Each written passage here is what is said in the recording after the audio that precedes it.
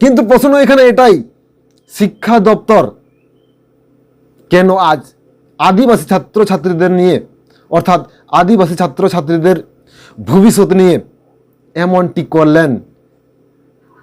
কে দিয়েছে আদিবাসী ছাত্রছাত্রীদের ভবিষ্যৎ নিয়ে ছিনিমিনি খেলার অধিকার? আজকে শুধু এখানে যে সমস্ত আদিবাসী ছাত্রছাত্রীদের ভবিষ্যৎ নিয়ে, অর্থাৎ তাদের উচ্চ মাধ্যমিক পরীক্ষা নিয়ে যে অবস্থা আমরা দেখলাম, ঠিক একইভাবে আমাদের বর্তমানে রাজ্যের শাসক দলের সরকারকেও দেখেছি যে আদিবাসী ছাত্রছাত্রীদের ভবিষ্যৎ নিয়ে ছিনিমিনি খেলতে। কেননা আমরা কয়েকদিন আগে বা কয়েক মাস আগে লক্ষ্য করেছিলাম যে বাঁকুড়া, পুরুলিয়া, মেদিনীপুর, ঝাড়গ্রাম এই সমস্ত জেলাগুলিতে একাধিক আদিবাসী ছাত্রছাত্রীরা আজ হোস্টেল ছুট। কারণ উচ্চ মাধ্যমিক পরীক্ষার আজ ছিল পরিবেশ বিজ্ঞানের পরীক্ষা, কিন্তু 16 জন পরীক্ষার্থী পরীক্ষা দিতে পারলেন না। দাতনের ঘটনা, উচ্চ মাধ্যমিক পরীক্ষা চরম বিভ্রাট। সাদা খাতা জমা দিলেন পরীক্ষার্থীরা, পরিবেশ বিদ্যার পরীক্ষা দিতে গিয়েছিলেন, কিন্তু 16 জন পড়ুয়া তারা পরীক্ষাই দিতে পারলেন না, সাদা খাতা জমা দিয়ে এলেন। কেন জানবো, আমাদের সঙ্গে রয়েছেন প্রতিনিধি শঙ্কর। শঙ্কর, কেন তারা পরীক্ষা দিতে পারলেন না? উচ্চ মাধ্যমিকের পরিবেশ বিজ্ঞান পরীক্ষা ছিল, আর যখন তারা পরীক্ষা দিতে যায়, তারা যে অল্পকি ভারতের যে পরীক্ষা ছিল সেই প্রশ্নপত্র অর্জিত না এসে ইংরেজি এবং বাংলাতে আছে, এবং চরম সমস্যায় পড়ে পরীক্ষার্থীরা। এর ফলে তারা কিছু না বুঝতে পেরে এখানে তারা সাদা যে খাতা তার জমা দিতে বাধ্য হয়েছে। এর ফলে চরম বিভ্রাট, বলা যায় যে পরীক্ষা হলের মধ্যে চরম বিভ্রাট এই প্রথম ঘটনা ঘটেছে। ঘটনাটি ঘটেছে পশ্চিম মেদিনীপুর কাছারি থানার অন্তর্গত মোহনপুরের রামচন্দ্র বিদ্যানিকেতন হাই স্কুলে। জানা গেছে যে এই স্কুলে প্রায় 16 জন পরীক্ষার্থী এখানে সাদা খাতা, এই যে প্রশ্নপত্র বিভ্রাটের ছেড়ে সাদা খাতা তারা জমা দিয়ে এসেছে। শঙ্কর, আমাদের সঙ্গে থাকো। এই বিষয়ে পড়ুয়ারা কি বলছেন, পরীক্ষার্থীরা কি বলছেন, যেমন আমাদের শিক্ষক কি বলছেন আপনাদের শোনাবো। আমাদের পরীক্ষা হলে গিয়ে আমরা সাঁওতাল মিডিয়ামে পরীক্ষা ছিল, কিন্তু আমরা সেই কোশ্চেন পেপারই পাইনি আমাদের ভাষায়। ইংলিশ পেয়েছি, বাংলা পেয়েছি আর হিন্দি পেয়েছি, কিন্তু আমাদের ভাষায় পাইনি আমরা, সেই জন্য আমরা লিখতে পারিনি আর ফাঁকা খাতা জমা দিয়ে এসেছি 3 ঘন্টা। জোহার, নমস্কার, আর আপনারা দেখছেন দিনাম খবর। সত্যি বর্তমানে এমন এক চিত্র দেখতে হবে তা কখনো ভাবতে পারেন।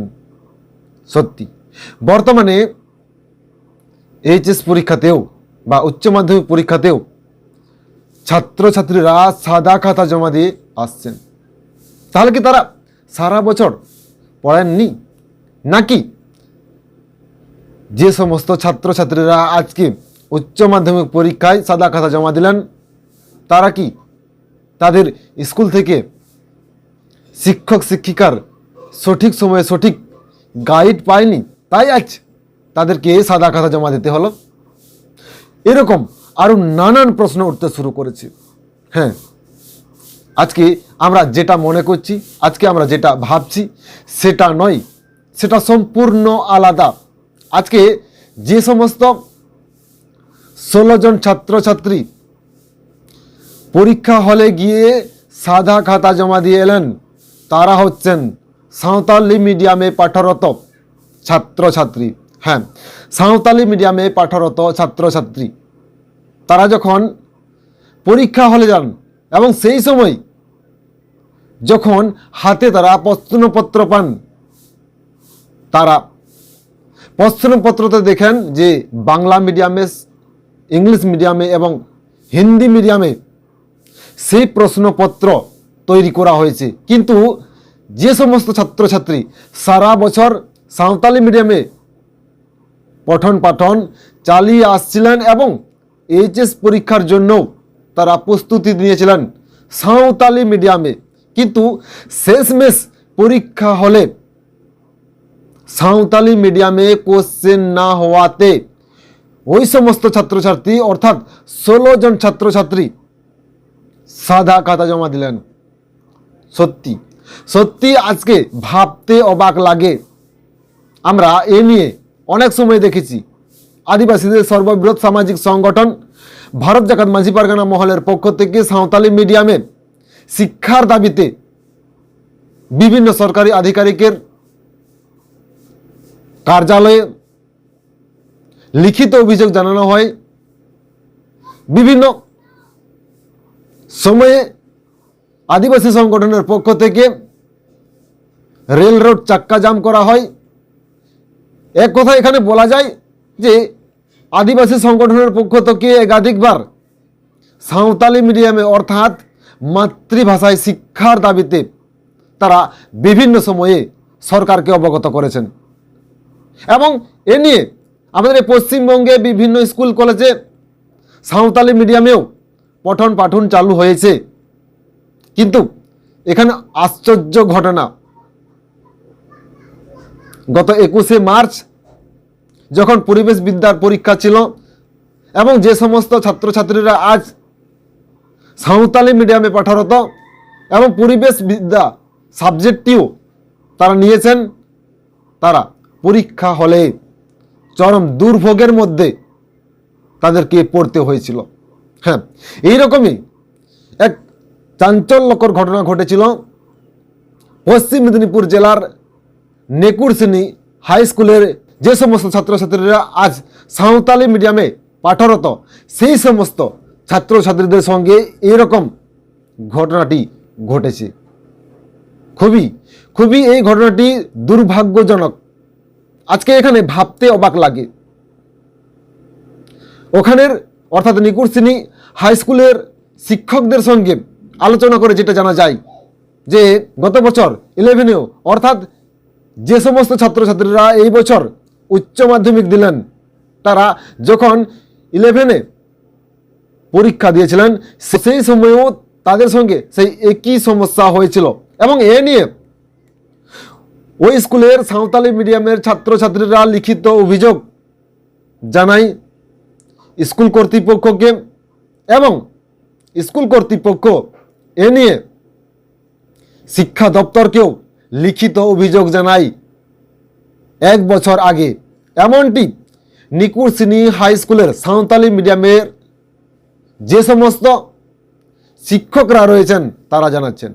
আবার বিস্তারিতভাবে জানার চেষ্টা করব যে লিখিতভাবে নিকুরসিনি হাই স্কুল থেকে সাঁওতালি মিডিয়ামের যে সমস্ত শিক্ষকরা রয়েছেন তারা কবে এই দাবিটা দিয়েছিলেন বা এই লিখিত অভিযোগটা কবে জানিয়েছিলেন সেটা আবার বিস্তারিত জানার চেষ্টা করব।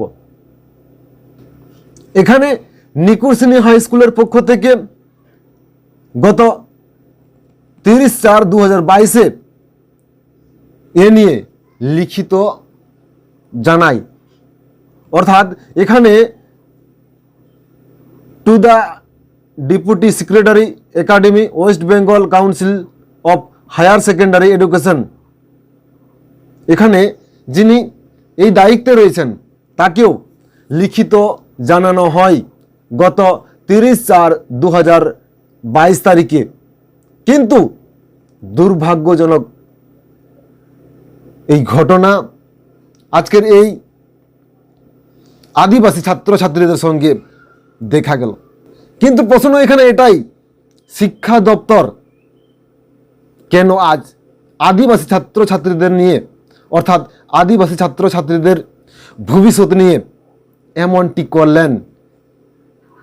কে দিয়েছে আদিবাসী ছাত্রছাত্রীদের ভবিষ্যৎ নিয়ে ছিনিমিনি খেলার অধিকার? আজকে শুধু এখানে যে সমস্ত আদিবাসী ছাত্রছাত্রীদের ভবিষ্যৎ নিয়ে অর্থাৎ তাদের উচ্চ মাধ্যমিক পরীক্ষা নিয়ে যে অবস্থা আমরা দেখলাম, ঠিক একইভাবে আমাদের বর্তমানে রাজ্যের শাসক দলের সরকারকেও দেখেছি যে আদিবাসী ছাত্রছাত্রীদের ভবিষ্যৎ নিয়ে ছিনিমিনি খেলতে। কেননা আমরা কয়েকদিন আগে বা কয়েক মাস আগে লক্ষ্য করেছিলাম যে বাঁকুড়া, পুরুলিয়া, মেদিনীপুর, ঝাড়গ্রাম এই সমস্ত জেলাগুলিতে একাধিক আদিবাসী ছাত্রছাত্রীরা আজ হোস্টেল ছুট।